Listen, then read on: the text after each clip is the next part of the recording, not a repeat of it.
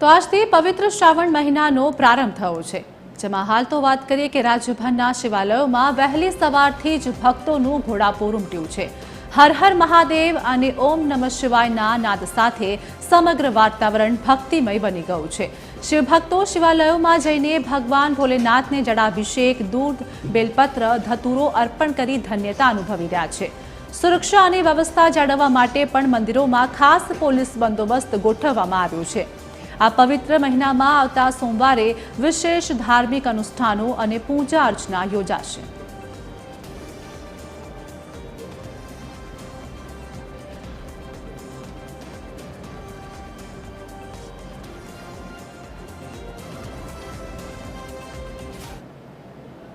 સોમનાથમાં મેઘરાજાની અમી વર્ષા વચ્ચે શ્રાવણ માસનો શુભારંભ થયો છે। પ્રથમ દિવસે જ સોમનાથ મહાદેવના દર્શનાર્થે ભક્તોની ભારે ભીડ ઉમટી છે। સવારે 5:30 વાગે મંદિર ખુલ્લું મુકાતા જ ભક્તોએ જળાભિષેક કરી ધન્યતા અનુભવી હતી। સમગ્ર શ્રાવણ માસમાં 20 થી 25 લાખથી વધુ ભક્તો આવવાની શક્યતા છે।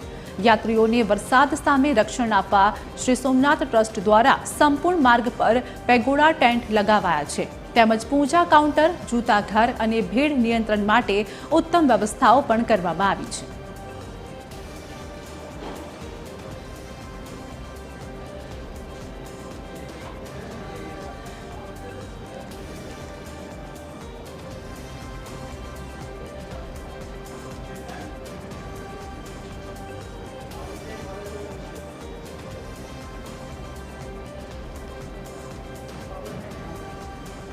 તો અમારી સાથે સહયોગી ખુશાલી સોમનાથથી લાઈવ જોડાઈ ગયા છે। ખુશાલી, હાલ વાત કરીએ કે ભક્તોની ભારે ભીડ જોવા મળી રહી છે, કેવો માહોલ છે, કેટલી સંખ્યામાં ભક્તો ત્યાં પહોંચ્યા છે? ચોક્કસથી આરતી, સવારથી TV13 ની ટીમ અહીંયા પર ઉપસ્થિત છે। રાતથી વરસાદ, અત્યારે હાલ વરસાદે વિરામ તો લીધો છે। ભક્તો ધીરે ધીરે આવી રહ્યા છે, કારણ કે સવારે થોડી પાકી હાજરી બહારની સાઈડ જોવા મળતી હતી।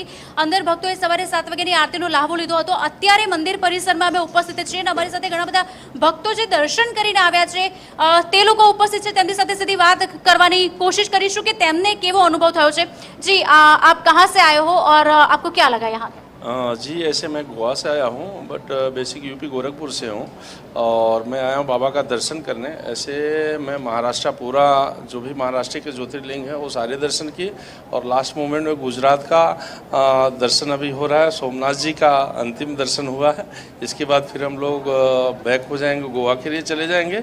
और ये तो सोमनाथ जी और विश्वनाथ जी का हिस्टोरिकल ये रहा है, हिस्ट्री रहा है और ये बहुत दर्शन करके बहुत ही बढ़िया, मतलब अद्भुत दृश्य, बाबा का श्रृंगार इतना अच्छा और बहुत ही मतलब आनंद आ गया और एकदम बाबा के तो दर्शन करके एकदम हृदय मुग्ध हो गया। ये सब देखिए, जो हमारे दादरश शिवलिंग स्त्रोत होते हैं उसमें कहा जाता है सौराष्ट्र सोमनाथम च, जी, यानी कि पृथ्वी का पहला ये ज्योतिर्लिंग कहा जाता है। आपने इतने सारे ज्योतिर्लिंग घूमे, सोमनाथ में आप आए हो, कितनी बार सोमनाथ पहले आ चुके हो और यहाँ का मैनेजमेंट आपको कैसा लगा? सोमनाथ तो मैं फर्स्ट बार आया हूँ और नागेश्वर भी आया हूँ, अभी आया हूँ, ऐसे फर्स्ट ही बार है। बट महाराष्ट्र का 2-3 ज्योतिर्लिंग सेकेंड टाइम में किए हैं। बट ये तो यहाँ का मैनेजमेंट और यहाँ का ये जो अद्भुत दृश्य है एकदम मन को एकदम मुग्ध कर दिया, एकदम तबीयत खुश हो गया। और हमारी सारी फैमिली है और इनके साथ में ही आए हैं। अभी यही अंतिम है, तो फर्स्ट लेकिन अंतिम दर्शन मैंने किया है अब, लेकिन देख के एकदम तबीयत मुग्ध हो गया, खुश हो गया, आत्मा एकदम मुग्ध हो गया। बहुत ही अच्छा, बहुत बढ़िया। मैनेजमेंट का भी बहुत अच्छा यहाँ पे योगदान है, गवर्नमेंट का, और लोग भी बहुत अच्छे हैं और बहुत सुंदर, तबियत खुश। जी खुशाली, બીજા ભક્તો છે તેમના પરિવારમાંથી જે એક નાના બાલ ગોપાલને લઈને સાથે આવ્યા છે, તેમની સાથે પણ વાત કરવાની કોશિશ કરીએ। जी, आप क्या कहेंगे? मतलब मुझे बहुत अच्छा लगा यहाँ पे आके, बहुत अलग फीलिंग आई कि यहाँ पे बहुत अच्छा लगा। તો આરતી, આ ભક્તો છે કે જેમની સાથે આપણે વાત કરી, સવારથી જ લાઈનો તો લાગી જ છે। પહેલો દિવસ છે શ્રાવણ મહિનાનો અને તમામ જે ભક્તો છે તે ધન્યતા અનુભવી રહ્યા છે। આરતી जी, आभार खुशाली हमारे साथ जोड़ावा बदल। શ્રાવણ માસના પ્રથમ દિવસે જ ભક્તોની ભારે ભીડ જોવા મળી છે। દૂર દૂરથી ભક્તો આવ્યા છે અને ધન્યતા અનુભવી રહ્યા છે। વહેલી સવારથી જ વરસાદ વચ્ચે દર્શન માટે આ વચ્ચે પણ ભક્તોમાં ઉત્સાહ ખૂબ જ જોવા મળી રહ્યો છે। શ્રાવણ માસના 20 થી 25 લાખ ભક્તો આવશે તેવી પણ અત્યારે હાલ ઉપેક્ષા રાખવામાં આવી રહી છે. ટ્રસ્ટ દ્વારા ભક્તો માટે પણ ખાસ વિશેષ વ્યવસ્થાઓ અને ચુસ્ત પોલીસ બંદોબસ્ત પણ ગોઠવવામાં આવ્યો છે.